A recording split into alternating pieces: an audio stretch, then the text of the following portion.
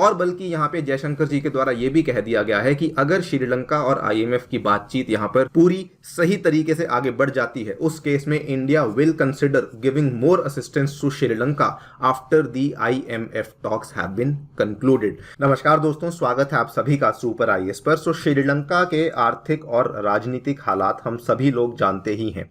इसी चीज को लेकर हमारे जो विदेश मंत्री हैं डॉक्टर एस जयशंकर जी, इनके द्वारा एक चेतावनी दी गई है कि भारत में भी हो सकते हैं श्रीलंका जैसे हालात। आप लोग यहाँ पे देख सकते हैं ये वाली खबर इंडिया टुडे और इकोनॉमिक टाइम्स दोनों के ही द्वारा कवर करी गई। Natural to worry about its spill over says Jaishankar on the Sri Lanka crisis. बल्कि यहां पर भी आप लोग देख सकते हैं ये कहा गया है कि very serious crisis in Sri Lanka, naturally worry about the spill over. Jaishankar ji ने ये वाली बात कही है ऑल पार्टी मीटिंग में। लेकिन अगर मैं आपसे कहूं कि ये पूरी खबर है तो वो गलत होगा, बिकॉज असल में जो पूरा स्टेटमेंट इनके द्वारा दिया गया है वो यहां पर आप लोग देख सकते हैं। हिंदुस्तान टाइम्स की ये वाली खबर इस चीज को कवर करती है। India worried about the Lanka crisis spill over but there is misinformed comparison. ये वाला स्टेटमेंट भी साथ में दिया गया है कि अगर हम लोग दोनों देशों की तुलना करेंगे तो वो भी करना यहां पे थोड़ा सा गलत होगा। तो हम लोग बात करेंगे एग्जैक्टली कि यहां पर डॉक्टर जयशंकर जी के द्वारा क्या क्या बातें कही गई हैं। ऑल्सो डिस्कस करेंगे इनके द्वारा एक नई कमिटमेंट करी गई है, किस तरीके से भारत श्रीलंका की मदद करने वाला है। एंड मोर इंपॉर्टेंटली बात करेंगे कि इन्होंने यहां पर ऐसा क्यों कहा कि जो कंपैरिजन है वो मिस इन्फॉर्म्ड है। चलिए शुरू करते हैं दोस्तों मेरे साथ। मेरा नाम है अनिरुद्ध। यदि आप लोग इस लेक्चर की पीडीएफ को डाउनलोड करना चाहते हैं तो यहां पर दिए गए टेलीग्राम चैनल के माध्यम से कर सकते हैं। इसके अलावा अगर आपने अभी तक हमारे चैनल को सब्सक्राइब नहीं किया है so please do that, so that आपको हमारी सभी वीडियोस के नोटिफिकेशंस टाइम टू टाइम मिलते रहें।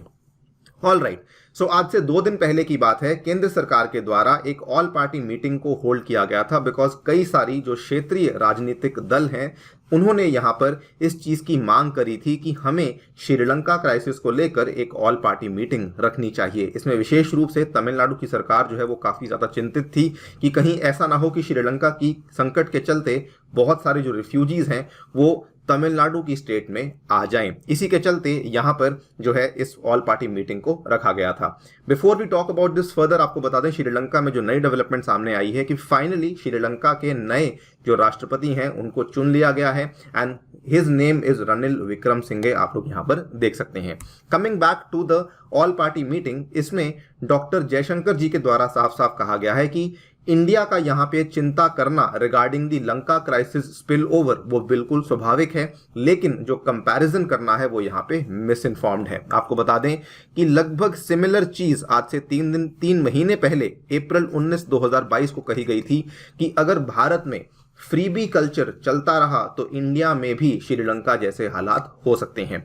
यहां पे डॉक्टर जयशंकर जी के द्वारा इन्होंने क्या क्या बातें कही हैं। इन्होंने सबसे पहले तो कहा that the situation in the island nation is really delicate, और ये नई दिल्ली के लिए एक डीप कंसर्न की बात है। लेकिन साथ ही में इन्होंने ये भी कहा कि ये हमारे लिए काफी अच्छा मौका बन जाता है कि हम लोग इस श्रीलंका की पूरी क्राइसिस से काफी कुछ सीखें।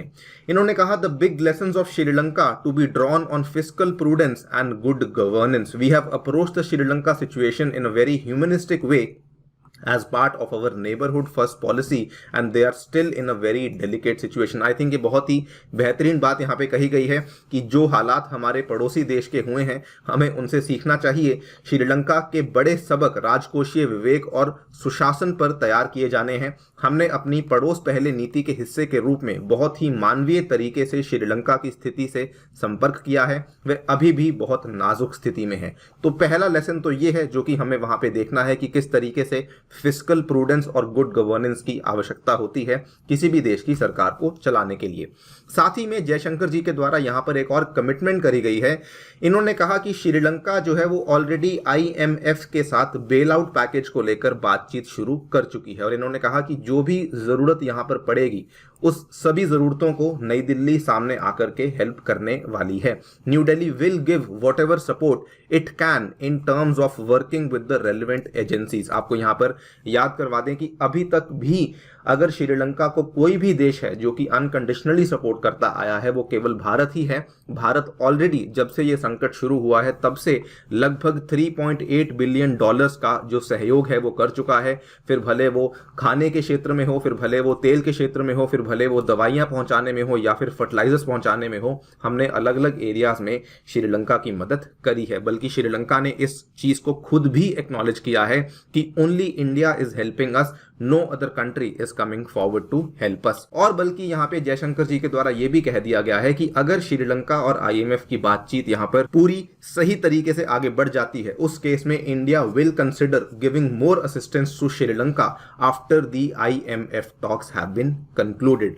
अगर हम बात करें IMF को लेकर, तो IMF के जो चीफ हैं उनके द्वारा भी यहाँ पे चेतावनी दी गई है, और ये चेतावनी उन्होंने पूरे विश्व को दी है कि श्रीलंका जो है वो हम सभी के लिए एक वार्निंग साइन है कि अगर हम इस तरीके से काम करेंगे, अगर हम लोग इतने ऊंचे कर्जों में रहकर काम करेंगे, तो उस केस में किसी भी देश के हालात श्रीलंका जैसे हो सकते हैं। इन्होंने यहां पर कहा कि country with the high debt levels and limited policy space will face additional strains, look no further than Sri Lanka as a warning sign। Coming to कि श्रीलंका को लेकर IMF के द्वारा क्या कहा गया है, इन्होंने यहाँ पर एक आशा की किरण जताई है, specially after the election of the new president Ranil Wickremesinghe. इन्होंने कहा कि जैसे ही यहाँ पे नए नेता श्रीलंका में चुने जाएंगे, वैसे ही हम लोग जो है उनके साथ बातचीत करना शुरू कर देंगे। यहाँ पर आप लोग देख सकते हैं, ब्लूमबर्ग की ये वाली खबर है, Sri Lanka talks to move quite quickly when new leaders are set, this has been said by IMF। और साथ ही में एशिया निकेई ने भी कवर किया, IMF hopes to complete Sri Lanka aid talks as quickly as possible. So IMF ने यहाँ पे बड़ी सिंपल भाषा में कहा है कि जैसे ही नए नेता आ जाते हैं, हम लोग यहाँ पे बातचीत करना शुरू कर देंगे। Finally coming to the point कि यहाँ पर जो कंपैरिजन है वो करना मिसप्लेस्ड क्यों है, जयशंकर जी के द्वारा ऐसा क्यों कहा गया कि इंडिया और श्रीलंका के बीच में कंपैरिजन करना गलत है।